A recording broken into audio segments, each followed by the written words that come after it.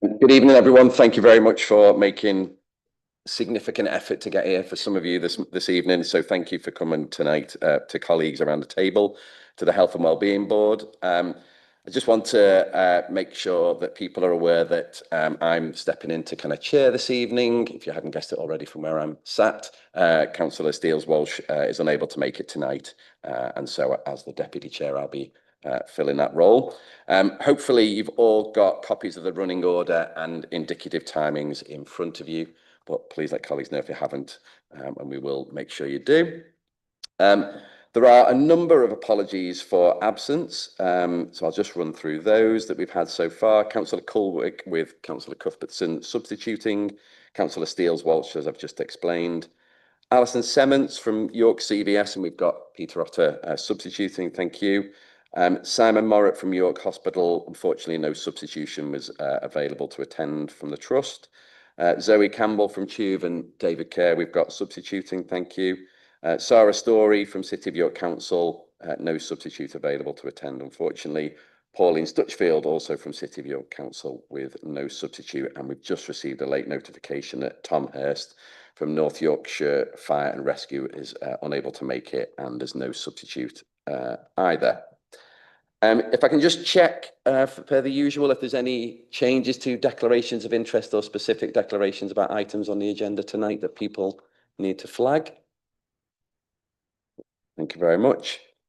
And then I will just go through the minutes of the meeting held on the 16th of July, just to go through and make sure that we've got an okay on those. Yeah. Anything from page 9 to change? 10, 11, 12, 13, 14, 15, 16, 17, 18, 19. Just on 19, there's a couple of places where it's been written as York Health Watch instead of Health Watch York, and the naming convention nationally is always Health Watch first and then the area, for at least the foreseeable future anyway. Thank you. I can amend that. Thank you for flagging. 20, 21, 22. I did just want to flag that in relation to minute number 9, read the Health Watch York report that received at the last meeting, that a letter was sent thanking Health Watch volunteers for their work. So hopefully that was received. It was very well received. Brilliant. Thank you. Thank you. That's great. Thank you. So we do have one item in terms of the public participation. This is from Flick Williams, who's going to be speaking about a government directive damaging patient-doctor relationships.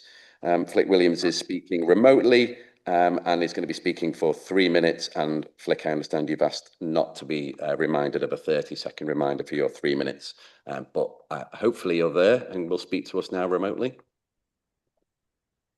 Tucked away in the Chair's report in section 5, Employment and Work, we find the statement, patient employment goals will be part of care plans and local NHS service targets will be set for reducing unemployment and economic inactivity.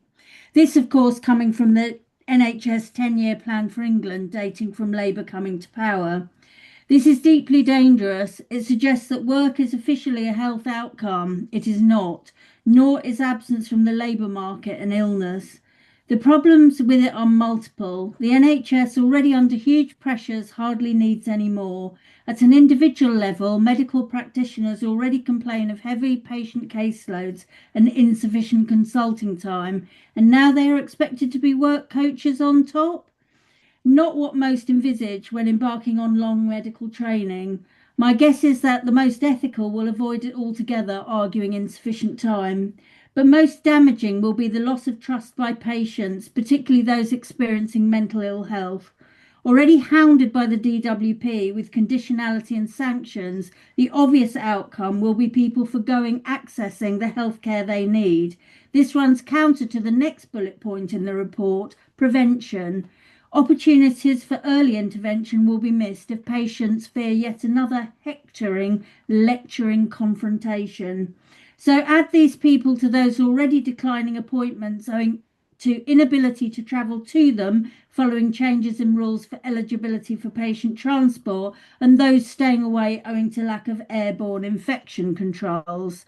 It's certainly the way to reduce demand on services, but likely all at the cost of additional worsening health at population level. For some, work itself has made them both physically and mentally ill. The mixing up of medical care with work coaching is a bridge too far. It makes a nonsense of patient-centred and trauma-informed care. Nobody chooses a life on meagre benefits over the security of work that pays a living wage. Nobody chooses impairment or mental illness over enjoying wellness of body and mind. Yet the implication is that we have control over things we do not. This whole government narrative of Arbeit macht frei is leading us down a treacherous path, one of eugenics, which never went away but is now bubbling up to the surface again. If you're not productive, capitalism has no use for you. Coupled with the transition of the assisted suicide bill through Parliament, the warning bells are ringing. In last Friday's debate in the Lords, Lord Brooke appeared to be advocating for assisted suicide as a means of population control, suggesting human life be actively sacrificed to prevent climate change. The intrinsic value of human life is being negated by a eugenicist narrative that says if you are disabled, chronically sick or old, society has no use for you, so stop being a burden. Care from cradle to grave viewed through a prism of your usefulness as an economic unit. Please resist it. Thank you.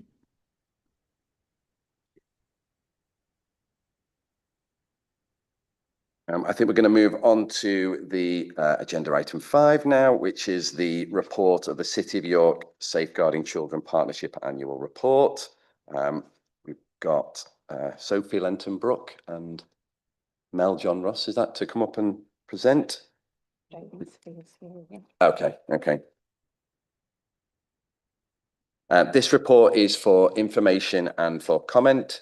We've set about 30 minutes to hear some highlights from yourself, and then any comments and questions from around the table. Thank you.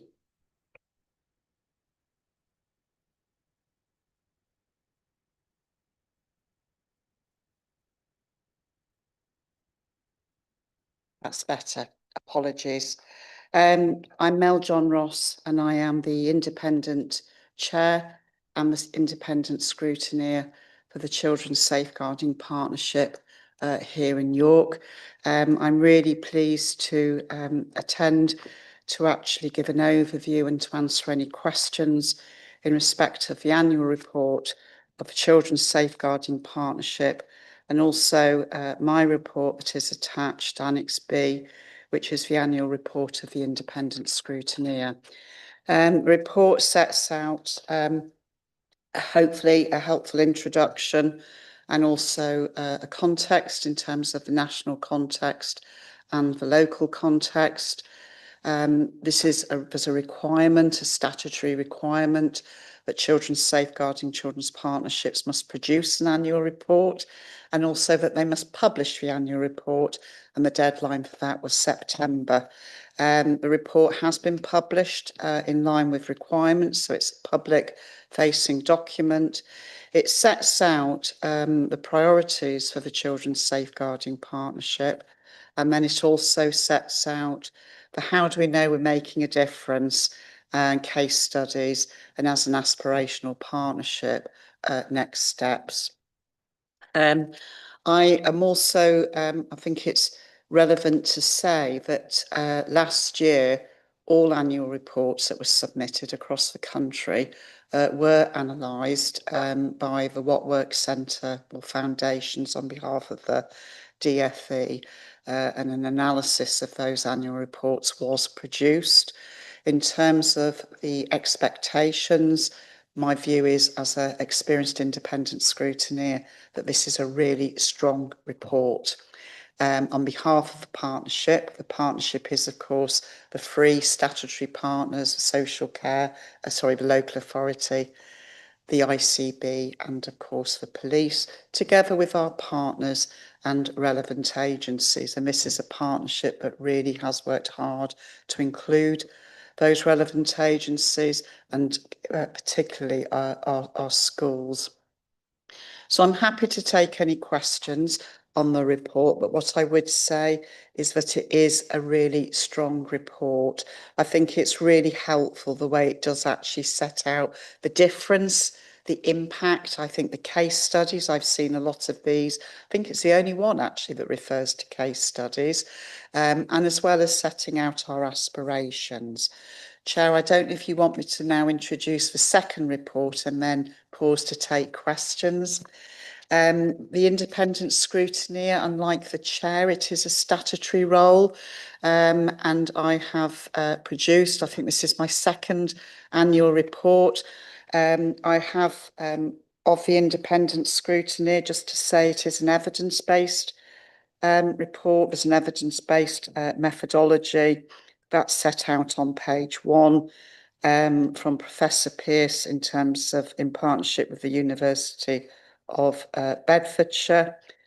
I have set out the methodology in terms of the expectations, the national expectations, which are statutory, the requirements, as well as the core elements and cross-cutting things from statutory guidance working together to safeguard children. The first key headline really is in relation to governance, strategic planning and implementation. I will take questions, but that is very strong, as is step 3, involving the wider partnership, and that is, as I said, they're called relevant agencies. I don't think that's the most helpful term, but it is actually all agencies that work with children and families, including our community and our voluntary sector. And I'm really pleased that in setting the priorities, this is a partnership that involves all other agencies in setting and driving the priorities in all activities, in the subgroups, as well as our children and families. The next step is voice and engagement. I think this is one of the jewels in the crown of this partnership. I have to smile because I think that the work that this partnership do in terms of working with children, young people and families in co-production, it's not just about consulting. It's about actually young people's voices really making a difference, really influencing the work of the partnership. At our most recent development day, you know, we have moved, this partnership's moved from where a lot of other partnerships are, which is about young people coming into the room. Young people are coming into the room and they're sitting at tables, and so are parents and so are carers, and they're co-producing with us. The Children and Young People's Plan was co-produced with young people.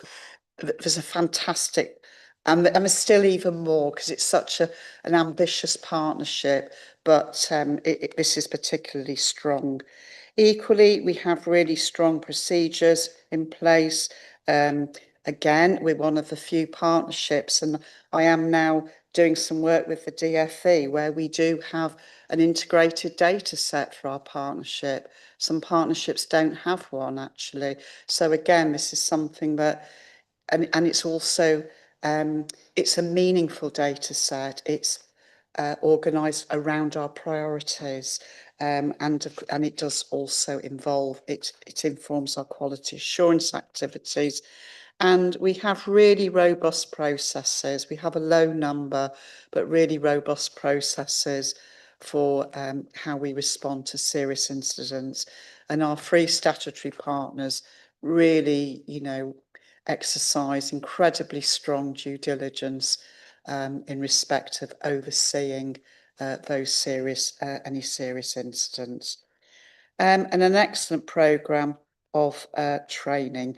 My recommendations are attached. They've all been accepted. It's a partnership that isn't just open, but I think it welcomes challenge and scrutiny.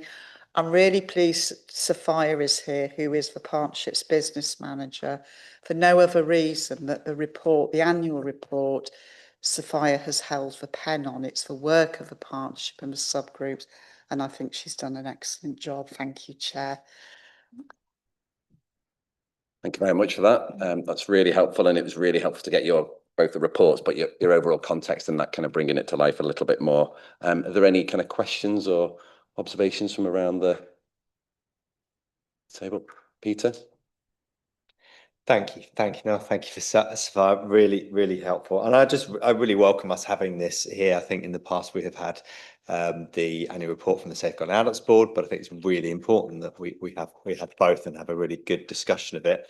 I was sort of reading through it. I'd love the case studies, and I just wanted to ask a quick question, really. And there's a case study in here which I think is really helpful about the role of primary care within safeguarding. And I guess coming from a public health perspective and often looking at that really universal, how do we pick issues and risks up within a population at the earliest stage in order to make sure that we are preventing cycles of escalation getting worse. On page 22 of the report, there is this lovely case study of primary care of a GP. Sounds like being incredibly proactive, but also the GP's work prompting a number of different other supportive mechanisms to kick in place, including the really important role of social prescribing within that, and obviously, you know, the non GP member of staff, but very much primary care member of staff, and then lots of other things. So bearing in mind that GP is something like 90% of patient contact in the NHS, how can we utilise that sort of safeguarding everyone's business thing within the health system, particularly thinking about the remit of this board? How well does that work in primary care? It's a great example, but is this universal? How do we make sure that, you know, our multiple frontline roles represented around this table in health are really pulling their weight within the safeguarding system? Yeah, do you want me to go first? So just in terms of that specific case study, that was what we did for this annual report is we have our partnership priorities, which are obviously set out, and under priority 1, which is prevention, early support and early help, we held a relaunch of our early help strategy. And as you said, Peter, it's about early help, and that kind of strong partnership response is everybody's responsibility, right from universal services right to the kind of top end of safeguarding. So what we did in the autumn of 2024, we held a relaunch of the strategy, and as a group of partners around the table, which included GPs, and other health colleagues. So obviously we've got our providers as well. So we have York Hospital. We also have CAMS represented through CHUV. We're also linked in with our partners from the ICB as well. And we do have GPs represented through our primary care leads as well within the ICB. So in terms of this specific case study, which is shared as an example when we sent out our impact survey. So obviously we've been working towards our priorities, but it's actually, how do we know we're actually making a difference? What does then that mean for our staff? And some of these are just an example of what has been shared. What I would say in terms of primary care, I think they do meet regularly as well with our ICB colleagues, and they also, as this case study shows, that they also do that early help at the earliest opportunity. So it's obviously you might have a family or a parent who goes in to see the GP, maybe it's something unrelated, but actually thinking about the wider early help and that support, it's about identifying that. So we continue to work with primary care. They are linked in as at the partnership. They do attend our early help, and we've also going to invite them to our section 11 as well, aren't we, Mel? So we will get a robust response in terms of what they're doing across the kind of early help safeguarding landscape in York. Thank you. Sean? I'm sorry, I think I should start by saying it is a fantastic report and there's some really good stuff in here, and I also really enjoyed the case studies. I'm going to be a really slightly annoying pedantic person and just say I was delighted to see there's a lot of reference to voluntary and community sector organisations, but in a couple of places York Carers Centre have been renamed as York Carers Forum, which is actually a different charity, and there's a couple of places where it talks about the Young Carers Centre, whereas it's actually the Young Carers Project at the York Carers Centre. And also Parent Carer Forum York have to be called Parent Carer Forum York because York Parent Carer Forum is a different organisation that doesn't exist anymore.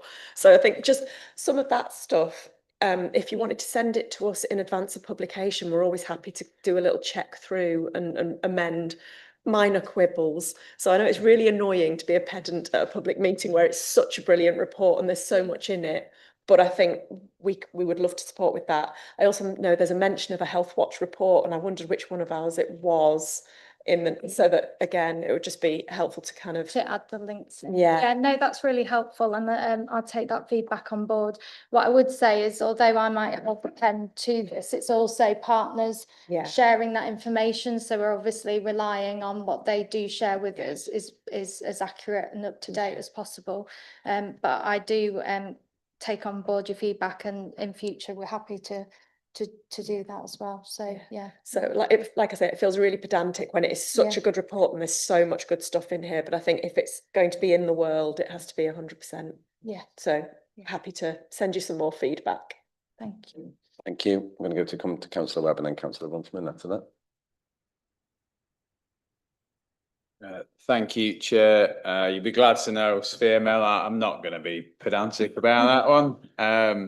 Look, it's a great report, and I just wanted to pick out a few key parts for me. And I think one is, I wonder if one of you could talk a little bit about sort of the language that you're using as a partnership and that shared language and how that has been changed this year. There's reference to working with fathers as well, and I sort of wonder if you could talk to detail around that. And then finally, there has been a change in the relationship with the schools, and part of that is through national changes, but I wonder if you could sort of explain to the board in a little bit more detail what that's about, what it looks like in York. Thank you. I'll make a start, and I'm sure Sophia will also add to what I have said. Just maybe starting off with language. And actually, it was a year ago at, I think, last year's partnership development event where the partnership was challenged by young people about the language that we use, particularly around acronyms and the language that we use to describe young people, or what can be used to describe young people. And that challenge was, appropriate.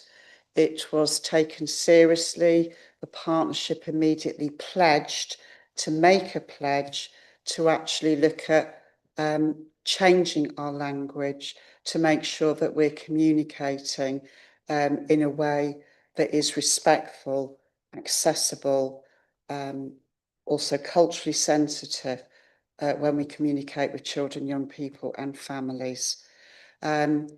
I'm really pleased that we are having our Section 11 of the Children Act 2004 challenge event, which is where we invite all agencies will do a self-assessment, and then we bring those assessments together and we choose a few agencies really to actually really have a good look at their assessment. It's an opportunity to really celebrate what's strong across the partnership, but equally to respectfully challenge.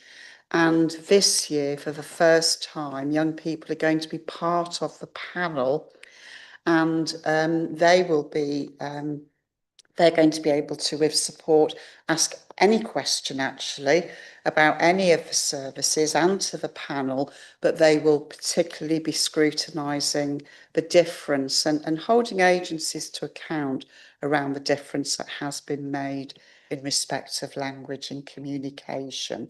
So I think that they are going to be the best judge of that.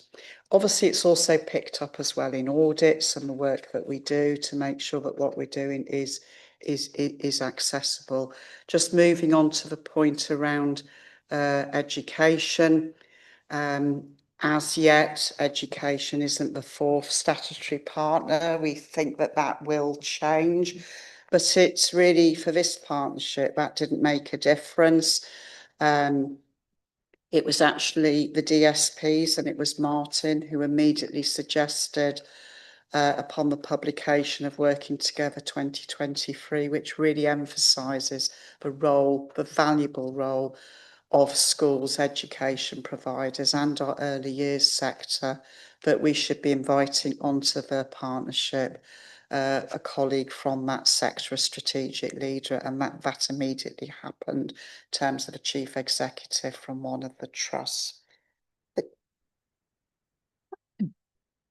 The challenge is that one leader can't represent that whole sector.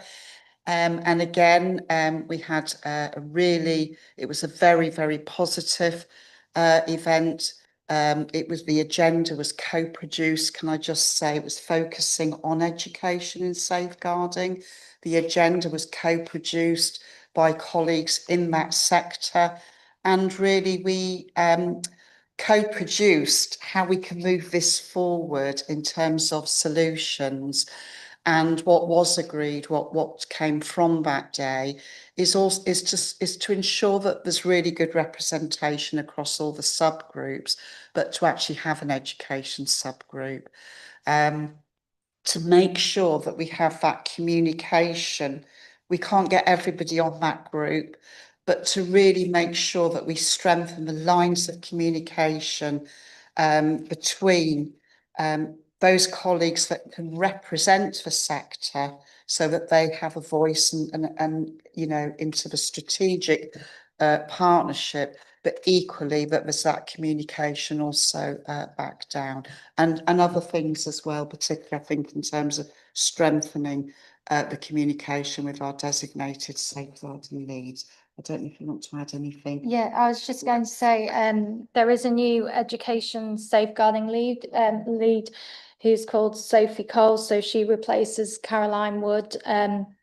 And we have quite strong links with Sophie's team, although she sits obviously within the education. We work closely as a partnership with her, and I've actually met her this morning to kind of look at some of our arrangements, and one of those being our section 1572 audit. So all safeguarding partnerships are responsible for undertaking a school safeguarding audit, and we've got a robust kind of system in place. We're also hosting next year in September, we're having a day where all our annual reports are being presented to the partnership, and that will be one of those where the outcomes of some of that audit work as well will be shared in terms of those reviews as well. Sorry, Mel, did you want to talk about engaging with fathers? Or do you want me to start? Sorry. Just picking up your point as well around engaging with fathers. The national panel did a review, which the partnership did a review of, looking at the recommendations. What was found in that report was there's a lot of emphasis on mothers, whereas actually both parents have a role to play in that. I think particularly with the practice model that's been implemented in children's services, I think the whole focus is around that family network. It's on the whole kind of family approach. So it's not just looking about mothers, it's also about fathers. So we ran a campaign as a partnership to kind of emphasise and promote the role of fathers, and actually it's not just mothers. So we did do a lot of work around that.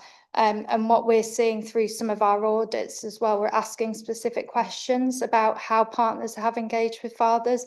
Are they included in assessments? Are they included in record keeping? So we're starting to pull through some data from our audits around, actually it started to becoming more kind of business as usual as well in terms of that. I don't know if you've got anything to add. No, I would just support what Sophia has said, and just to say, as Sophia has said, that's something that's tested at every level in terms of our quality assurance processes. Thank you. Mr. Russell? Thank you, both of you, for the report. It's good to see it's come out so well. I also want to ask a communications question. Obviously, children's voices are heard in here, but I wonder if you can tell me how you ensure the safeguarding of children who are unable to speak, non-verbal children. Would you just give us an idea of how that's done? Yes, if I'll make a start, I think that's a really good question, because although we talk about voice, we know that for some young people, some children are pre-verbal in terms of their age, but also some young people may also have additional needs. In terms of, again, when we actually, in terms of our audits that we do, voice and understanding the lived experience is actually one of the standard, if you like, practice measures that we're actually looking at in terms of the quality of that. So if we're looking at assessments, we will always look at whether there is a real understanding of the child's lived experience. So it's really about, although we talk about voice, it is about looking at, you know, using direct work. There's lots of tools to use with children in terms of supporting them to communicate what's happening with them in their lives, what's important to them, what might be worrying them. Also, children have advocates as well. It's also looking at who is the best person to talk to the child. That's really important. It might not be the social worker, it may be the teacher, but it is through a method, I would say, of direct work, building relationships with children. And I think that I know in social care, there's been a significant, a drastic reduction in any agency workers. The real outcome of that is that children and families will benefit from consistent relationships, because if we expect children and families to communicate and to trust us, then actually, you know, it relies on, doesn't it, consistent and trustworthy relationships. So it's through a variety of tools. It's tested through our quality assurance processes across the partnership. And it really is about that real understanding and analysis of really looking at what is life like for the child and what is their lived experience, looking at their development as well, and also through observation and from talking to people also who know children as well as themselves. Thank you. I was just going to add, as a partnership as well, we have got a dedicated voice and involvement group, which I know, Sian, you're a member of as well. So we have where through audits, for example, I know one area was around pre-verbal children. So what we did as a partnership, identified that as a priority. So we developed some practice guidance for our frontline practitioners. We also developed a tool, as Mel said, and then we kind of launched that as well to practitioners. So we are constantly working around particularly those voices which maybe not kind of heard as strongly as others. And in terms of the non-verbal, we've also done some work, and we are linked in with the SCND team, so the special educational needs and disabilities teams as well. So they're linked into that partnership subgroup as well. Sorry. Does that include children who are not in school? School refusal, or children who just aren't there? Because that's always a worry with safeguarding, isn't it? You don't know what they're up to. You don't know who's doing what with them. And are you able to get to any of those children?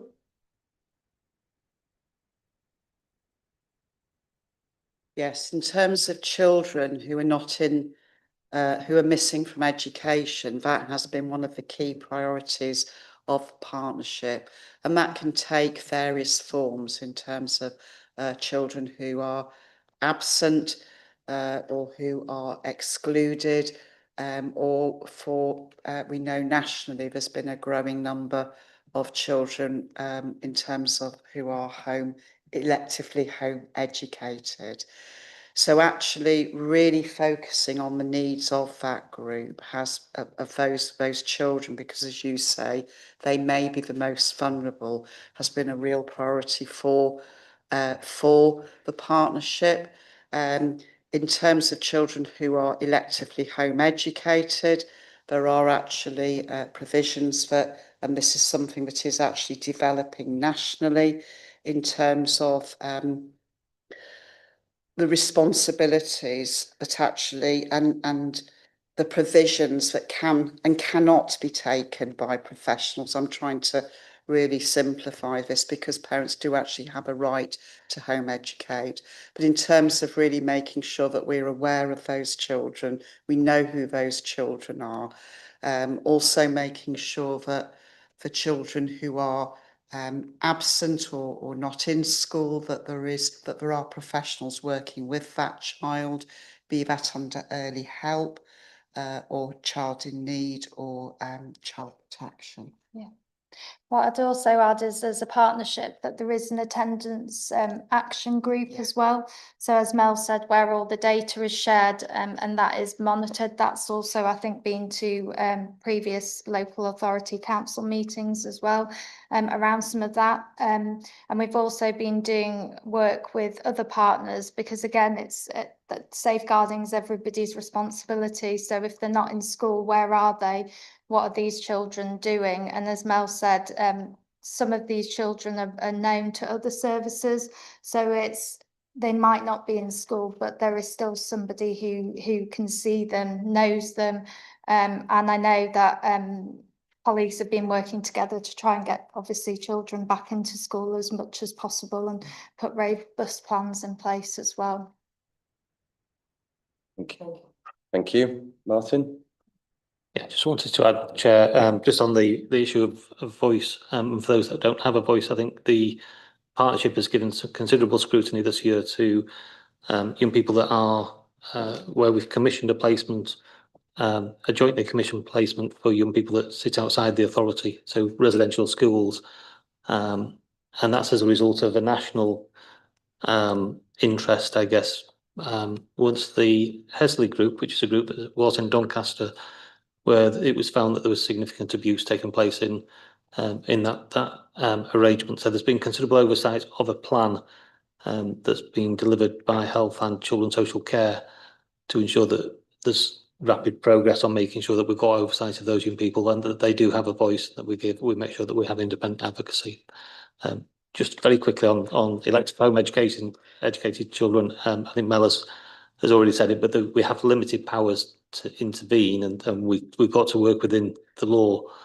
What we are expecting to see through both the Children's Wellbeing in Schools Bill and the Schools White Paper that's due later, possibly next month, is some additional powers that will be brought to local authority to ensure that we do have better oversight. It is a concern nationally, I think, that we have better oversight of that group of young people. Thank you. I'm going to take, I think, Chair's prerogative. Are you going to come in one more, Sean? Come on. Just while we're talking about the importance of language and we're talking about elective homeschooling, I think it is worth pointing out that there are a number of families who would disagree with the idea that it's elective. that it is something they are forced to do because they can't find the right education placement for their child. So not specifically about this report, but I think it is really important when we're talking about language around the table that we remember that that's the term it's known as, but it's not actually the case for some of the families involved. Yeah, thank you for that. Yes, I totally accept what you've said, although that is for national definition, but I agree with you. I did just want to add that, and I think that this came out, well, it did come out in the Ofsted inspection, in terms of that understanding of thresholds and recognising vulnerable children, because we do know that children who are not in school are the most vulnerable. And there are really good systems in place in terms of linking up between the other subgroups, the other forms that we have, particularly around children who might be missing from home or missing from care, who may be at risk of harm outside of the home. We do track that there are processes in place, very clear arrangements in place across the partnership to make sure that we're sighted on children who are vulnerable and who also are maybe not in school. Thank you. Did you want to come back? It was okay. Yeah, that's fine. Yeah. Thank you, Chair. I just wanted to take the opportunity in a public meeting to just thank Mel for the work that she does as our independent chair and scrutineer. I think we're very lucky in York to have such an experienced previous children's leader in the system to give scrutiny. And I think it's fair to say Mel really does bring considerable scrutiny and challenge to what at times can be a difficult space. I think she's done that exceptionally well throughout the last year, really holding us all to account in making sure that we do the very best for children in the city. And I know Mel has the sort of values that we'd expect to see about making sure that everything is absolutely outstanding and getting better and better. So just a public thanks to Mel. Thank you. And that's, yeah, I think reflected by a lot of colleagues around this table. So yeah, thank you for your time tonight. Thank you for the time and the work and effort that's gone into the report and the services. So to both of you, thank you for taking us through that and answering the questions that we've had tonight. Thank you. Okay, we're going to move on to the next item, which is the Pharmaceutical Needs Assessment, or P&A, for 2025 to 2028. I think we've got Peter and a colleague, Heather Baker, joining us. Thank you. You'll be presenting alongside Peter. Just a note that the production of the P&A is a statutory duty for the Health and Wellbeing Board, and that the board are being asked to approve the report for the publication on the City of York Council's website and on the Joint Strategic Needs Assessment website as well. So thanks, Chair. I'm going to kick off and bring Heather in, my colleague from Public Health. And absolutely, I think where you started, I'll start as well. This is one of the few times as Health and Wellbeing Board we get to make an actual decision under the statutory legislation, which is possibly exciting for some in terms of approving this. We have to have a pharmaceutical needs assessment and we have to do it every 3 years. It's a part of the process of provision of pharmacy. It can't solve everything, and I think that's an important place to start when reading this report. We may wish the needs assessment to be able to essentially define exactly where we want pharmacies in the city and what we want them to do, but it doesn't go as far as that. But Heather will talk a little bit, I think, about its role within the process of where pharmacies are. Heather's done an enormous amount of work to pull a huge number of words together. So I suspect people have probably not read every single one of them, but there is a lot of detail, a lot of data in here, which I'm very grateful to Heather for pulling together. And would also say that I think we have obviously a lot of interest in this because pharmacy is a really local issue, and it's not simply about one single provision of a thing. It's often the contact a lot of people have with a health service on a day-to-day basis. And in general, I think we'd all support the national ambitions from lots of people that we use our pharmacies well, and we increasingly use pharmacies as a way to prevent illness and to be that first port of call. So getting this right is really important for the board in terms of assessing need, in terms of understanding what the sector looks like. So at this stage, I'll hand over to Heather, who's going to just take briefly through the report. Thank you, Chair. So to reiterate, the Pharmaceutical Needs Assessment, or P&A as we tend to refer it to, is a statutory document, and I am asking the Health and Wellbeing Board to approve the 2025 to 2028 York P&A for publication. The P&A evaluates both the current and future needs of pharmacy provision in York to enable the Pharmacy Marketing Administration Services, or PCSE, to decide on commissioning arrangements for new and existing pharmacies. The P&A also identifies any gaps in provision of service delivery, be they geographical, operational, such as service hours, and whether these gaps may impact on the local population's access to pharmaceutical care. P&As exist to provide a comprehensive, data-driven understanding of unmet need and the opportunities for reducing or eliminating these. It also links closely with what we understand about the demographics and health of our population via the JSNA, and therefore predicts how pharmacy services may need to change to meet the needs of residents in the future. And so the journey from as to how we've got here now, the P&A work started just over a year ago last summer. An integral part of this process was inviting residents and stakeholders on 2 separate occasions for their input into the P&A. Firstly, in January for 6 weeks, a survey was handed out for people to look at how people use the community pharmacy services, how easy they found service provision, and what their various comments were on that.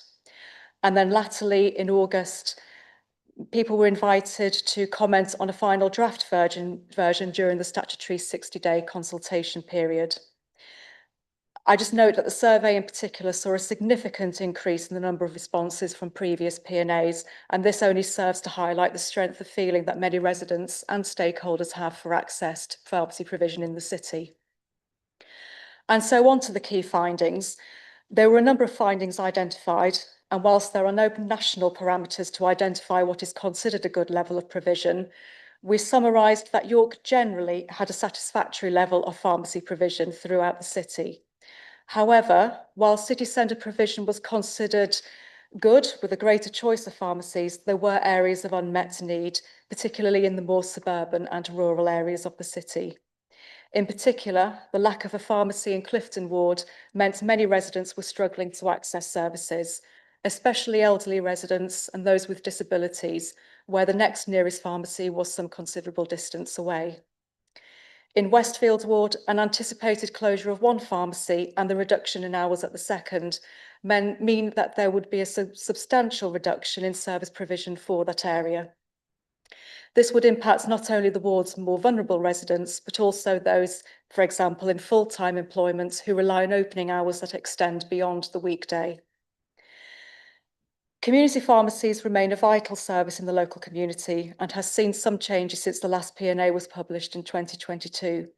The Pharmacy First service was published in early 2024, which enables pharmacists to provide care for 7 minor illnesses, and people can walk in or be referred to by their GP.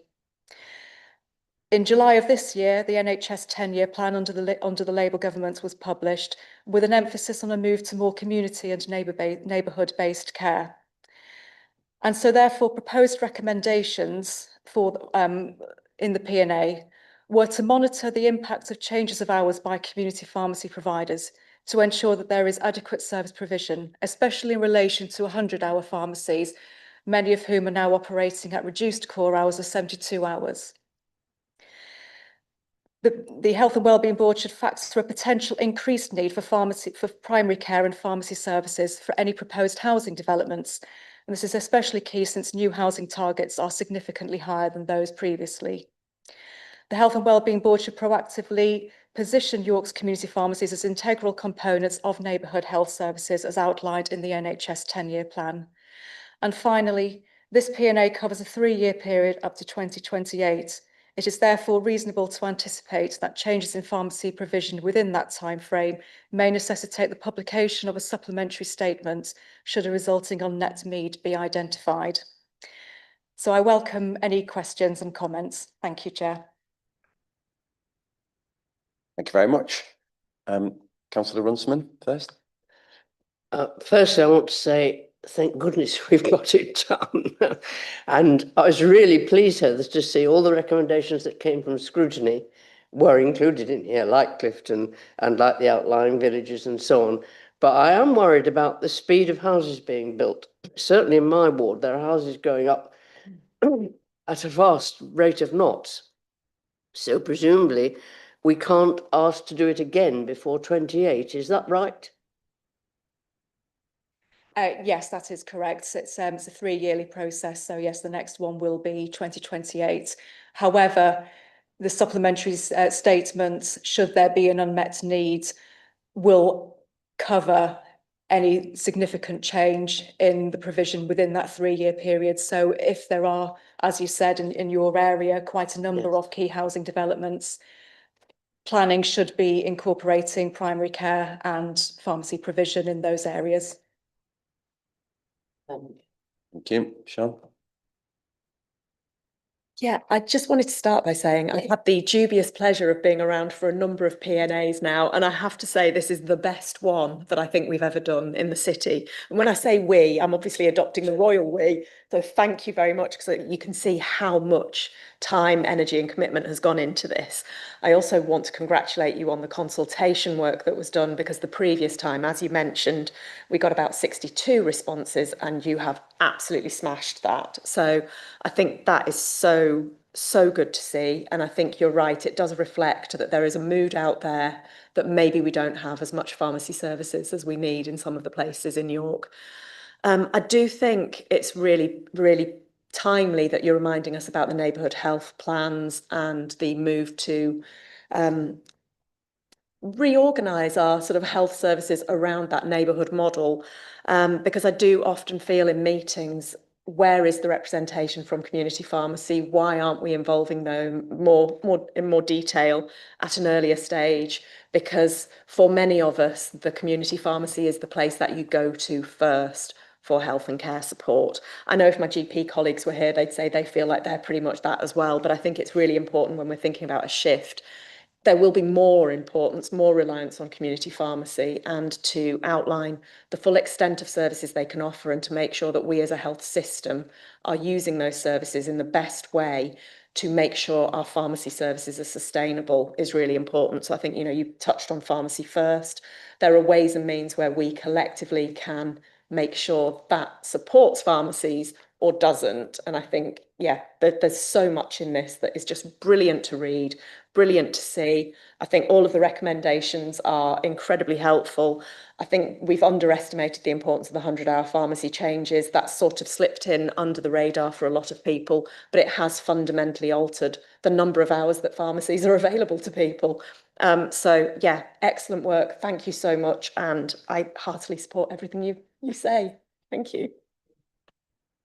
Thank you. I had a question that was building on or an observation as much about the neighbourhood bit, which is a little bit of a assurance, really, I suppose, as part of the initial response and the work that the organisations like my own, in terms of the Integrated Care Board, we are starting to link into and ensure that kind of some of the community pharmacies and the workings are brought into those neighbourhood discussions. They're fully recognised as being a really integral part of where we need to get to. I suppose it's this board keeping, as I say, organisation like my own to account on those sorts of things, that they are an integrated part of it, and thinking about how we might do that going forward, I think will be really key. But certainly the intent and the start off in that process, I think, has been to bring them in and recognise that. If there's no other questions, we are asked to, sorry, Councillor Webb. Sorry, just last one from me. And this might be a really stupid question, but I haven't been around as much as Sean has when it comes to doing these several times, but and I'm not going to be pedantic either. But so we do this, say we approve it. I'm not predetermined anyway, but that's the next step, isn't it? What happens then? Because obviously there's a clear need in Clifton, there's a clear need in Westfield. I think people are very clear about that. Our deprived communities are suffering disproportionately. And so, this is a brilliant piece of work, but what happens to it next? So thank you very much for your comments. And there is a plan. First of all, it will be going on to the JSNA website. But there will also be follow-up conversations with members in the ICB who commission pharmacy services. Peter, you might want to come in as well with other people. That will also need to be made aware. There will be a comms plan in place as well, so members of the public are aware that it's in the public domain and have the opportunity to read it. And if I might just add on that, Chair, I mean, I think the reality is why I started by saying these are no silver bullets, these documents, is that in the same way that general practice is, these are at the part of the NHS which has always been left as independent contractors.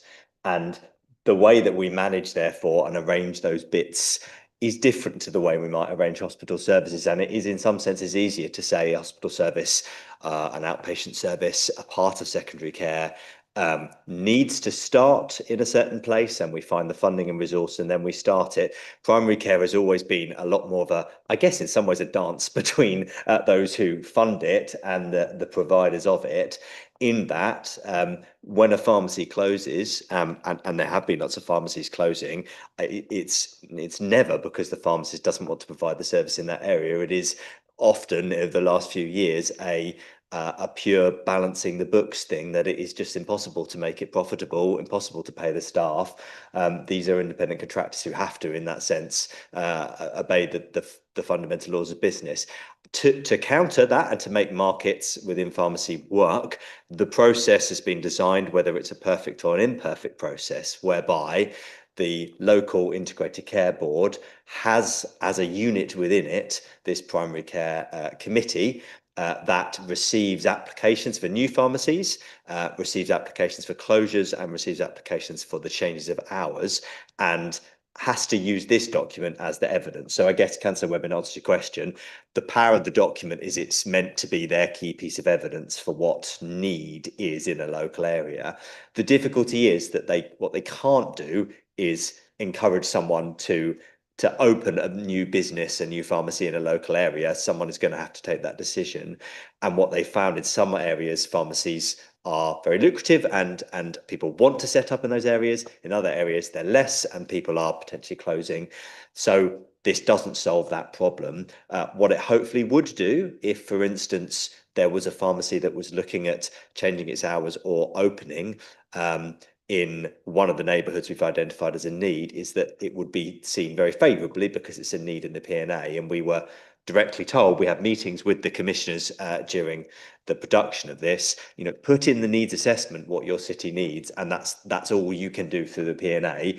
It then becomes a matter, I guess, for the business relationship and that committee at looking at it, and we can't influence that. And obviously, Michael, you're here from the ICB, but from what I understand, that is a part of the ICB that's very much separate from other operations. It stands on its own terms and it has its own sets of legislation that lies behind it. So we can't make a pharmacy open in a place, but we can demonstrate the need. So if someone applies to open, it will be approved. Yep. So have we had any new applications?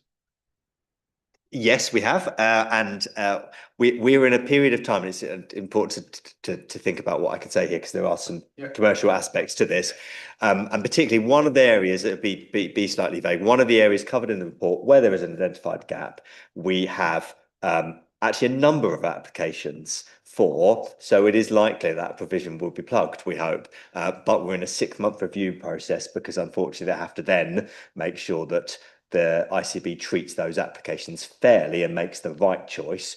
And there's an element of challenge and dispute about that, which has to go through a formal process. So I hoped we'd be able to come and say at this committee, oh, that situation in that area has been sorted. It's in a 6-month review process at the moment. But one of the integral things in the review process has been the pharmaceutical needs assessment, which demonstrates a need. And if we hadn't have said it had a need, the ICB might have said, well, there's no identified need in the area. So I think it hopefully does work, but we're in an intermediate process at the moment. Can we all just spare a moment for the fact that the system works? That's really, really positive, isn't it? And yeah, and I just think the final question, maybe more for yourself, Chair, really is, from an ICB point of view, do we feel that in terms of our neighbourhood model and working towards neighbourhoods, that the ICB's cited on this and feels that this piece of work is strong enough to support you in supporting the public with pharmacies, I suppose. Yeah. Thank you. So I think in terms of that, the process that Peter is kind of describing will mean that a part of the ICB will be well cited on that and going through the processes he's described. I think for me, this is about, because what's I'm reading in things like the 10-year plan is that kind of local determination based around population health need, that it is down to your place arrangements, your joint committees and your partnership working to ensure you are cited on it and you've got the scope within those organisations to influence that to the and shape that to the extent that you can. And that's where the point it was kind of just touching on it earlier was that I think holding our joint committee in the neighbourhood working bid and proposals that we've got, and I know you kind of you've come to some of those meetings, that's the route through which we make sure that if we see that slipping, that would be the forum through which to make sure we do hold my organisation to account. Yeah. Might I also add, almost speaking on behalf of the sector, but as independent contractors, pharmacies are always very welcoming of organisations commissioning them to deliver things in their local area, including prevention. And that has been very successful over the years. They're very happy to pick up that business, as you might imagine. So actually, I think there is something about how can we think innovatively about the role of pharmacies beyond the core contract, which they obviously need to keep the lights on. That, like any service, they are willing to take on things and have done in the past around blood pressure monitoring, for instance, and COVID vaccination they're very important in. But they are a great route to reach our communities. So let's think innovatively about that as a board. I'm going to try and take one more question. We'll do two then if we're quick. Come on, Sean, you got your hand up. Mine wasn't a question. It was just absolutely agreeing with Peter that this is a really difficult time for pharmacy. I think we've seen nationally huge closures, big chains going under, and I think we can make decisions collectively that support our local pharmacies to keep delivering what our communities need and benefit us all. So I think it's slightly within our own determination, and it's quite rare for us as a health and wellbeing board that we can say that, but collectively we can make the difference there. And then there is a sustainable, ongoing, supportive health service in people's communities. Thank you. Councillor Runciman. Just a quick one, and it may be you that answers, or Peter. Pharmacy First, I think, is an excellent service. It's certainly given me excellent service when I've needed it. Do we see an expansion of that? That's Peter. Well, it's been mooted. I mean, 7 fairly minor conditions at the moment, but there are other aspects as well. So, for instance, I'm going to forget the acronym. You might remember CPCS. There's a mechanism whereby GPs can divert to a pharmacy for a consultation, which is separate to Pharmacy First as well. It's often about trying to choose the areas that will definitely reduce demand, because what you don't want is patients going to a pharmacy to be told, okay, I can help you with this, but you will still need to go to A&E or back to your GP. So it's trying to identify those bits, and people more expert than me would be able to say where that is. There are other countries in which, the equivalent Pharmacy First sees a much wider range, again, and not always positive. So, for instance, antibiotic prescribing, and that sort of thing, we want to increase access, but we want to make sure we keep a really strong handle on antibiotics, because we're worried about the resistance, AMR. So there are always pros and cons, but I know it is actively looked into. What more could pharmacy take on? I think that's an ongoing conversation. Thank you very much. Okay, so we have been asked to approve that report today, so it can be published. I think I've seen a lot of nods and supports and agreed. Thank you very much. That's very helpful. And we've already seen it in action as well from the update tonight from Peter. So thank you for that. And we'll note that as approved. Thank you very much.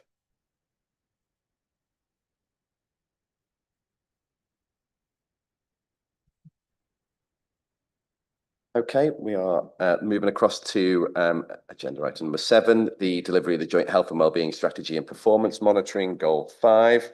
I think we're inviting yourself, Peter, to present the report. The report is for noting, highlights some of the work being undertaken to deliver the actions associated with this goal, and we've got 20 minutes or so to run through that. Peter, if I can hand over to yourself. Thank you very much, Chair. You'd be familiar with me saying it, but we obviously have a health and wellbeing strategy with these 10 goals, and each one of these meetings we take one or maybe two, depending on if they cluster nicely, of the goals together, and just hold ourselves to account for what action is happening and what more action could happen to try and achieve the goal.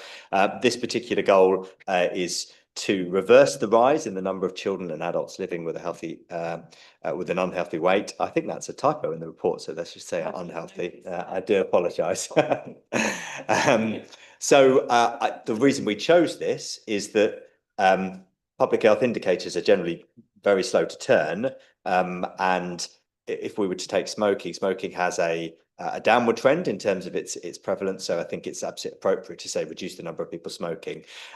This has been such a sustained and long-term rise that the realistic and meaningful goal is to turn the curve on that rise. Just for context, and people often hear me say that we're talking here about 1 in 4 reception age children, 1 in 3 year 6 children, and 2 in 3 adults who are living with an unhealthy weight. So we're talking about significant quantities of the population, and so our realistic and meaningful goal is to see some reversal of that trend over the 10 years of the strategy. The data that is provided as an annex to the report shows that we have a relatively static picture when it comes to our reception trends over the last few years. This data is one of our best public health indicators because it's not just a sample of a population, it's everybody. We weigh and measure it getting on for 95 to 97% of our children at reception and year 6. So it's not just one of those public health estimates that can vary year on year. It is a very accurate picture, and it's broadly between the 22 and 25% every year of our reception age children. When we then go to our year 6 children, it's rising, as I said, to around that sort of 1 in 3, which suggests that children are spending their years in primary school not seeing that issue tackled as much as it could be. And that's an area where we have seen a sustained rise as well. So whilst it's been static for our reception age children, we are talking about over the sort of 15 years that you've got within the annex, from a 28% to a 33%, a slow but steady rise in those numbers. And in both the areas, sometimes we're above the national average, sometimes we're slightly below, sometimes we're on it. So I think it's fair to say that we're not doing particularly better than many other areas. The goals that we set came then with some actions, which I'll run through very briefly. The actions and the theme of our actions this time, which were set by public health colleagues who lead on a lot of this work, were to try and change the narrative around weight. I always have tried to use the phrase healthy weight, achieving and maintaining a healthy weight. Even that can sometimes raise difficulties for some, and I'm just so aware this is such a sensitive topic, and particularly we'll still find in national strategies that people will talk about obesity, which for me is quite a stigmatizing phrase, and quite a lot of what we try to do in our actions this next couple of years is to try and remove the focus of the attention from an individual's choices into thinking a little bit more about the circumstances the individual might live in and how we might help them within that, and also thinking about some of the structural things that lie behind why certain people might choose to eat certain foods and certain people might choose to eat other foods. The issue that's often raised there is affordability, and if you find yourself in the bottom 20% when it comes to income, about 60% of your disposable income goes on eating the healthy food plate. So it's not surprising that people don't eat the healthy food plate when you're using nearly 2/3 of your disposable income to have a healthy diet. Whereas for someone like me that probably lives in a more affluent area, you're spending relatively little of your disposable income to eat healthily. So it's those types of things that we really want to increase the attention on. And we have in these actions laid out some of the differences to the way we've done it in the past. For instance, within our health trainer service, which is one of the main interventions around health in the city, it's not for those who really need that clinical level and psychological level of support. Those are relatively small numbers that we're able to see in the service, but health trainers can see with hundreds of people every year and help them with that advice around food and around physical activity and nutrition and diet. But we're trying to move to those weight neutral ideas and goals. So instead of people coming in and saying, how many pounds are you going to lose through our service, we're talking about happiness, engagement with the community, wider health measures like your blood pressure, your mental well-being scores. And as part of that, trying to set people goals about the amount of food and the types of food that they'll be eating. So that's covered that new approach in Action 13. Action 14 specifically is about children and young people. We've had a programme called Henry for a number of years, Health, Exercise and Nutrition in the Really Young, which is a really evidence-based programme that really sees impact. It's a whole family approach, and we're looking at expanding that beyond the 0 to 5s into our primary school age children, and also looking at tying it in with what's called NCMP, this programme of weighing and measuring children. I think it's a really important programme. It helps us as a nation keep track of what's happening, but actually provides a really good point of intervention, but only if we do it very sensitively, because we know in some areas letters get sent out that are misinterpreted or not within the right context. So we're trying very hard this time round to do that programme in a really sensitive way, to not trigger sort of things anticipate, and to tie it in with the type of really good whole family support. And we're calling that whole family support the Healthy Families Programme. Targeted support around movement, eating and healthy routines. It's a family-centred model, builds on the strengths and the needs of the family. Parents, carers, guardians are absolutely involved within that. And we're launching that in January 2026. So that's in a stage of development at this point, and happy to come back in future years to tell the board how that's going. But I'm really excited about taking that more holistic approach with families. And then the last bit is actually what happens right at the very start. Weight outcomes are massively determined by infant feeding, and that's the whole range of infant feeding, so into weaning and what you feed your children when they come off milk and having their first sort of foods and solid foods. But it is absolutely about breastfeeding as well, and we know that for various reasons why people may not be able or may choose to not breastfeed, but the evidence is still very clear that it provides a level of nutrition, a level of immune build-up that can be tangibly seen when it comes to educational outcomes and life chances, all those sort of things. Decades of research that has gone into that. So we do support, for instance, the UNICEF Baby Friendly Initiative, and are implementing that programme to achieve accreditation under that, which is actually at a very high standard. A lot of work and resource has to go in. The point about BFI is not the gong you get at the end. I couldn't care less about being called a gold area, but I do care about our breastfeeding rates. They are going up slightly, but they are still very low in a lot of our wards, massive variance between them. So that action covers our work under the Breastfeeding Friendly Initiative. Action 16 is about Henry, and I've already mentioned that, as is Action 17, which is about widespread awareness of Henry. So I'll stop there, Chair. I've gone through the actions and open for any comments people might have. Thank you, Peter. Are there any comments or points to pick up on that? There's a couple. So Councillor Runciman first, and then I'll come to you, Councillor Cuthbertson. Peter, I'm really glad that Henry's going so well, because I pushed so hard to get it started under Sharon, and it did, and it's worked. But when we get up to the year 6, what's happened? And is there a difference between boys and girls? I know you don't split them in the stats, but is there a difference? Well, we can split them in the stats, and we do publish that in different places, but just to not overwhelm people with the data, we haven't included that, and I'm happy to do that in future, because it's a really good question. It is absolutely clear that our gender differences and the way in which sort of bodies change at different stages of development, but in general, this is something that affects genders in different ways. I don't want to say that it's more of an issue for one gender or another, because it's not. And actually, immediately you talk about overweight for one gender, you then, thinking about boys, you might think about underweight for girls, and particularly teenage girls. But then you start to get into the underreporting of boys and their eating difficulties. So you get yourself in all types of tangles. But it is absolutely something we look at in the data and we try to reflect and target.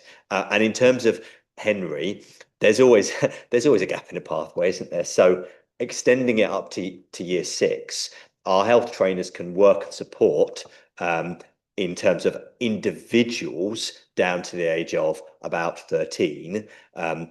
But before that point, we absolutely need to have family involvement. So there is actually a little bit of gap, you'll notice, in that from year 6 to then. So we're looking at how that might be filled in. It's quite setting specific in terms of obviously primary school goes up to that age. And arguably, we do want to make sure we don't overly sort of weight manage this as well, that the most effective interventions at a population level are just providing really good universal information. And they are the other things like the food we provide in our schools and, you know, the extent to which people can afford that, free school meals, the nutritional value of our school meals. So there's lots of things I think we can do. There is a slight gap in the pathway, but it's a lot smaller of a gap than before we had Henry, we didn't have anything for our under 13s. Now we are looking at having everything up to 11. So we are gradually getting to a point where that support should be available throughout. Thank you, Councillor Cuthbertson. Councillor Lunsford has. She has done before finished my question. Yes, I just wanted to say that. Put your mic on. Sorry. Thank you. Right. I just wanted to ask, what's the demand for Henry courses? We've got a very limited number of courses. I say very limited. Is it really as limited as it sounds in this section? Sorry, I'm perhaps. No. So in terms of the numbers that we're seeing through, I think it has been smaller than we'd anticipated, and I think it's a big commitment, and it does require quite a lot of commitment from the families to take the time to turn up all the way through, and to think about childcare as well, because there's obviously families of which, you know, if it's one particular child concerned with but not others, they may need childcare, or they could be there. So we have responded to that by getting our health visiting, well, it's actually our child development workers from the health visiting service involved with Henry in that 0 to 5s to be able to essentially offer a bit like a 2 view, where there's play equipment and actually you can sit in the corner and have the childcare happening at the same time. I think this part of the action here has been supporting implementation of Henry awareness for professionals.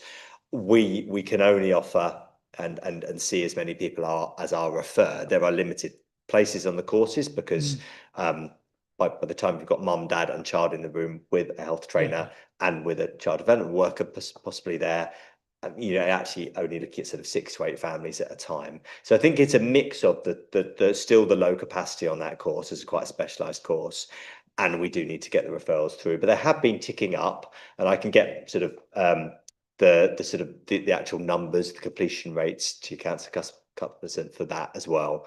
I would like to see more on those courses. So as we expand it into January, I think we're learning as we go how we really engage families on this. So I can see those numbers definitely going up. Yeah, thank you. And I'll submit my list of questions to Councillor Lunsford next time. Councillor Webb, and then I'll come to Peter. Thank you, Chair. Yes, I mean, Peter, we went down to Huntington Secondary the other week because they've just got a gold award in the York Healthy Schools Award, and it's great stuff. We spoke to some year 9 children when we were there, and one of the comments that was raised there and then was the cost of eating out in town, and the fact that for children the only place they could realistically afford was a well-known fast food outlet. And it's a real problem. It is a real shame, and that is something we shouldn't shy away from, and we should remember sort of the determinants of health stuff that we're doing separate to this. Of course, it gives me a great opportunity to talk about York Hungry Minds. The work that we've done actually in putting food into children through free school meals, whether that's breakfast or lunches, has been absolutely fantastic. And it is really giving children the opportunity to see different choices. Because you know, the meal that they're being provided, if it is a school meal, is very much healthier than the equivalent pack up, right? And that's something we shouldn't shy away from. That there's been a real positive outcome from that, and something that I think that we really need to push further in terms of, you know, we need to be celebrating how successful feeding children is. Who'd have thought, eh? It's not difficult, but, you know, it's a really good thing. Breastfeeding. I'm going to say it again because I said it last time, and I'm going to say it again. The tongue tie clinic, right? If it's not sorted out at the hospital, then that leads people to not be able to breastfeed who might well want to do that. And it seems like an easy win. So I think, you know, it's something that I've heard on multiple occasions as a problem, and I'm raising that as exec member, that I think that we need to take that back to the hospital and see what, you know, what can be done. Separate to that, feeding friendly city. I think it's a fantastic idea. I was fortunate enough to be on a panel with a series of experts who were judging a competition about different areas. There was different categories such as shopping centres, cities, the universities, various different places that and what they provided for to be feeding friendly. And it was quite sad actually that York didn't really have many entries on this list. The universities were in there, but that, from memory, and I apologise if I missed anything, but that was the key things. And I wonder how we're working with the city and other bits of the city to make York become a feeding friendly city and make that become a reality. Something, Peter. Yep. Thanks, Councillor Webb. A couple of responses from there. I won't read out the email, but following that last conversation around tongue tie, I got in touch with Simon Moore at the Trust, and I've got a really positive response on that from the Director of Midwifery, which I can forward to you. But essentially, the summary version is that the pathway has been closed now. So closed as in the gap in the pathway has been closed. Sorry. So between 4 and 6 weeks, there was this awkward period where 2 different services weren't covering, and it sounds as if that has been picked up by the MaxFax department. So I'm hopeful that we've sorted that situation now, which is good. Your second point was on feeding friendly city, I think, is that right? And what more we can do. I think we are we've been developing the BFI stuff stage by stage, and some of it is about quite clinical aspects of the support that we simply weren't providing to our young people. So the sort of the specialist lactation clinic is now up and running, and our member of staff is doing lots of sessions in there, sorting out things like the tongue tie pathway actually, and other bits with midwifery has been quite a focus. And we're now moving into that wider determined bit, that feeding friendly city. And I think you are absolutely right. It's feeding friendly, I guess, sometimes struggles to compete with other friendly sort of tags, and I guess we have to be careful that we don't just simply do it a sticker on the side of things and it's meaningless. We actually want to do it in a really meaningful way. So we are doing that early work of, you know, going to people who work in the council who are in contact with businesses, going to the likes of Chamber of Commerce and Federation of Small Businesses, those various other sector groups, to say, what would this look like for York? I think we can absolutely start with our own services in the council, with our, you know, large number of libraries and our leisure services as often point of contact where people are spending significant amounts of time. How can we make sure that they are really feeding friendly? So I can certainly update that, and if obviously this comes back in a couple of years' time, I would hope that we would have some real success stories there in terms of numbers of businesses signed up, different organisations with really good practice could probably hopefully bring out some case studies. Not want to overpromise. I can hear my public health colleagues killing me for promising all these things, but I'm really hoping this will be a programme that starts to kick off. Thank you. And then Peter. Thank you. So I really like the approaches outlined in the paper, Peter. I think particularly under actions 13 and 14, there was a big emphasis on very personalised approaches and relationship building, which I think for this type of work is extremely important, can be much more effective than more transactional messaging type approaches. But of course, relationships take time to develop. They rely on trust. So I guess my question was, is there any understanding of, are there particular groups that are engaging with this approach, or more particularly, are there groups in our communities that we're struggling to reach through this approach? It's a fantastic question, and I think we're always really mindful that when it comes to the services that we offer and what we see in terms of the population, there are what you could call axes of inequality, and it's not as simple as just saying deprived areas and less deprived areas, but that is a really important bit. And so I think making sure that the work we do is not just taken up by those who have, I guess, the cultural, social capital to do so, but is really well targeted, is important from a demographic perspective. But then there are other inequality bits where we also see different issues. Councillor Runciman has raised gender, really important.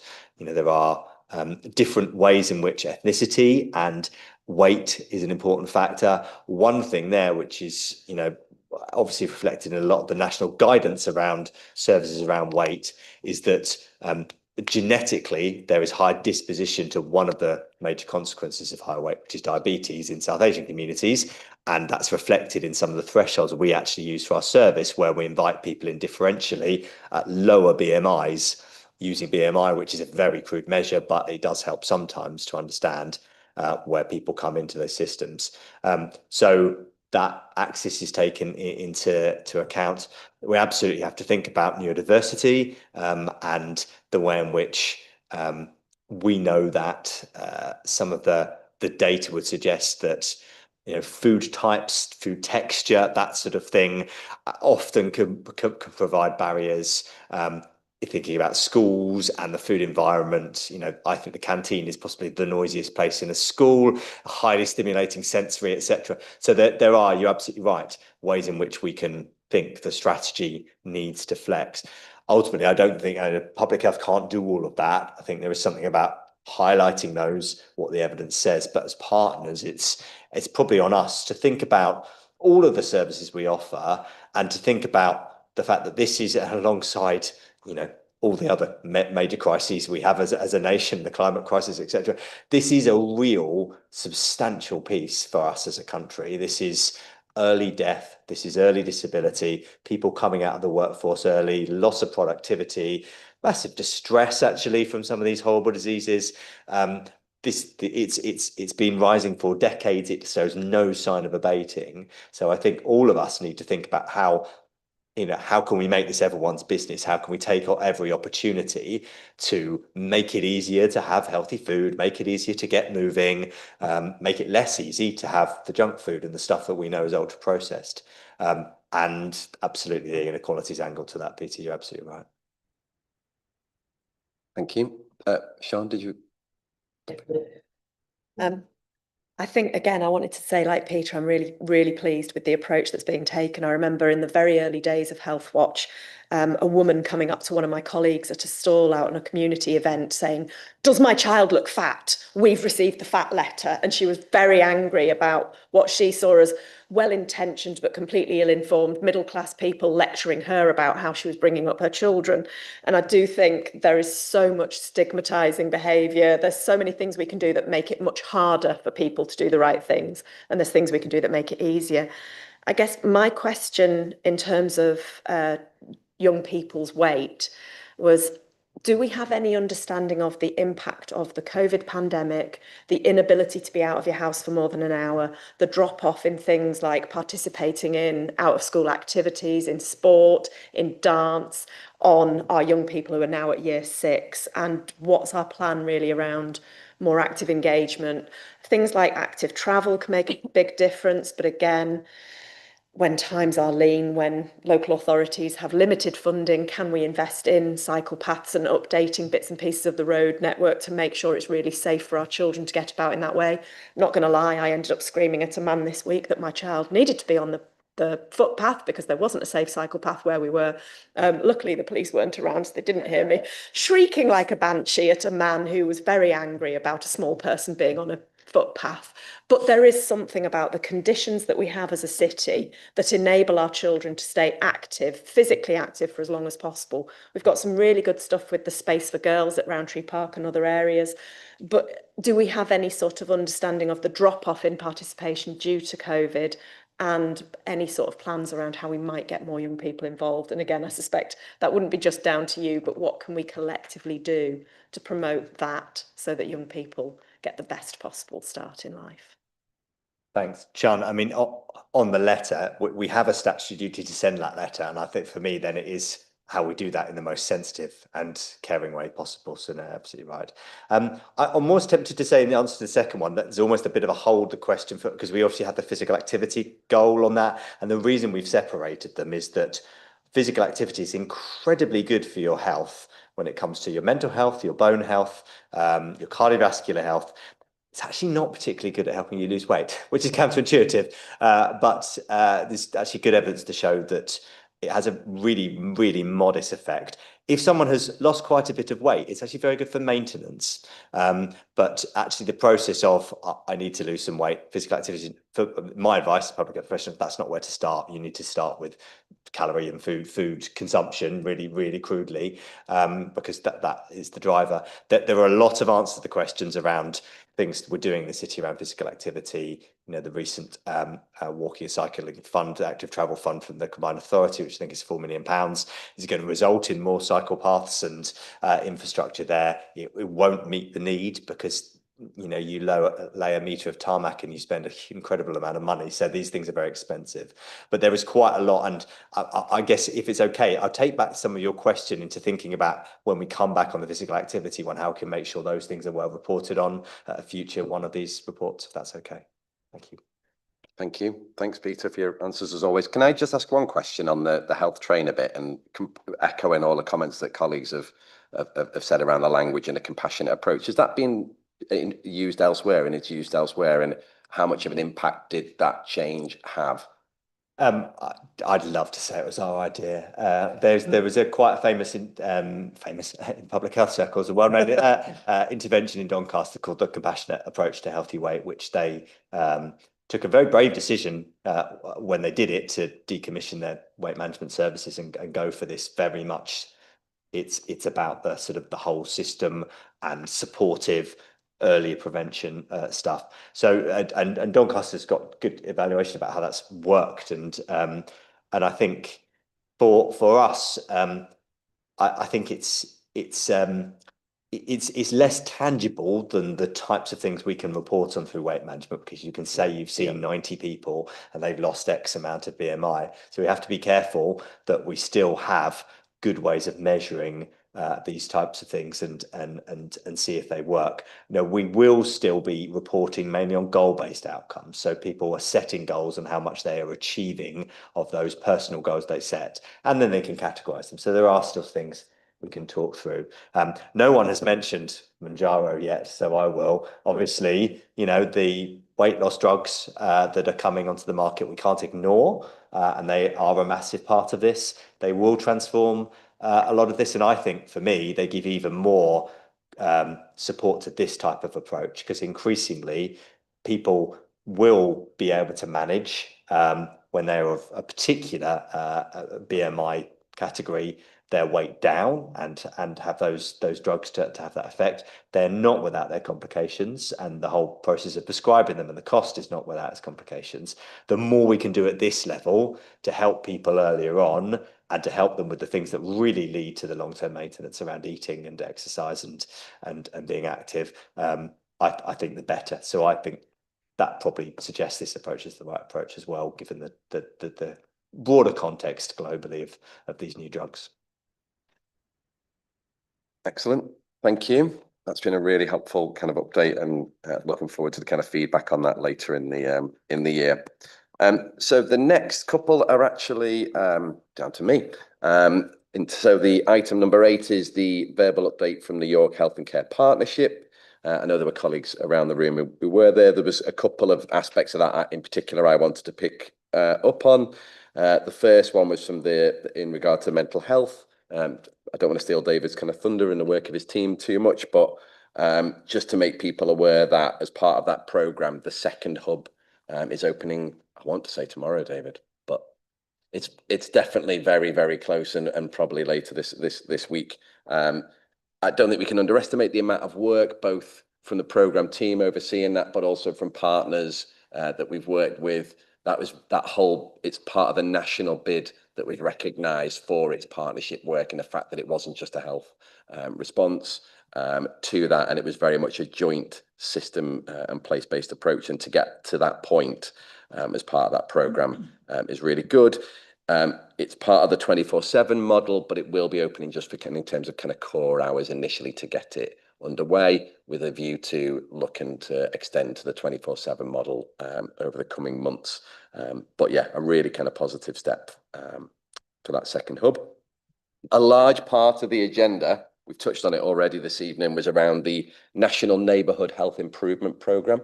So this was the national announcement that 43 sites or places had been identified across the country to become early implementers of the kind of government's plan within the 10-year plan around neighbourhood health, and within which those places had to put forward and fund and resource and things that come with that, a coach that would attend some national teaching and arrangements, but also bring that back into the kind of local systems.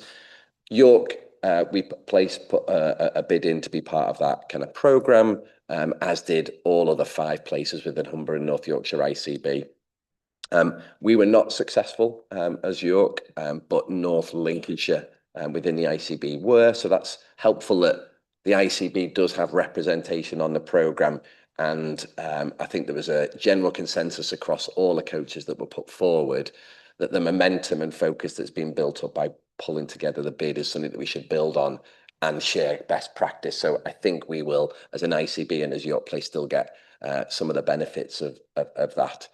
I think it's fair to say, while there was disappointment in terms of the outcome of that, I think a recognition that as part of that whole programme, deprivation was going to be a real focus, meant that York in particular, and arguably York and North Yorkshire, were going to struggle to, in its entirety, show how we were sort of tackling that, given the comparison of that across within our own ICB. That's not saying that there aren't obviously pockets of that within York, but to do that on a place level and across multiple neighbourhoods was always going to be a challenging sell. Nevertheless, again, the programme team, the partnership working, the multiple organisations that have become involved in that whole programme, I think there was recognition at the Health and Care Partnership that has been, in terms of having that focus and that single point to kind of work towards, that was really, really helpful.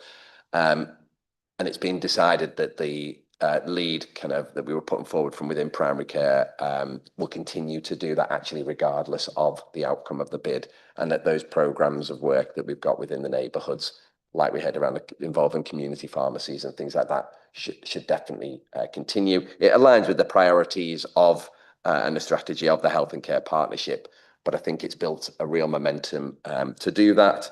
What's been great is, I think, an alignment or a move towards a strategic alignment of having a consistent definition of what we mean by neighbourhoods and which areas we mean by that across the different partner organisations. Again, I don't think we can underestimate the complexities of that and where there are overlaps with that we're not set up currently in that way, but that if this programme has led to a recognition that we need to align ourselves in that across the different sectors, and even just within health alone. So that's really positive. I've made the decision within the kind of place team here, to start to align my team to support those neighbourhoods specifically as well. So I think there's just lots of good stuff happening in that puts us in a great place as part of responding to the 10-year health plan.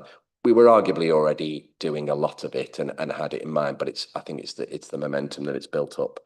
So yeah, disappointment in terms of the outcome of the bid, but not disappointment in terms of the impact I'm sure it will have for our population and those neighbourhoods as we start to work up what does neighbourhood health look like for York and what do our services need to look like to meet the needs of those neighbourhoods. I don't know if there's anything from any partners that were around that table when that was being discussed would like to add or share anything else or perceptions of that around the bid? No? Fantastic. I will go to the chair's report, which obviously I diligently spent lots and lots of time over, but definitely not. This is Councillor Steele-Walsh's update. The bits that I just wanted to flag, obviously the reports there, if there's pieces that people want to pick out. I know that just a quick update on the 10-year health plan fit for the future in terms of that we have got a date in for members to attend a briefing around that, a local briefing around that next Thursday. I think Peter and I are presenting that. So if that isn't enough to get you there, I don't know what is. And then I've touched on the neighbourhood health element in particular, but that was picked up there and the approach that's been taken through there. So I think there'll be a lot of kind of continued momentum around that. I know Councillor Steele-Walsh, when we were chatting, wanted to just reinforce the opportunity to take the opportunity, I should say, around vaccinations and the importance of getting vaccinations in the build up to winter and things like that. So I know she was keen, and I'm sure colleagues around this group and these tables will echo that and make sure that we're doing all that we can to make people aware of that and the importance of that as we come into this time of year in particular. Are there any other questions around the items within there? No? In that case then, I think we have come to the end. Yeah. Thank you very much, everyone, for your time this evening. Thank you for stepping in.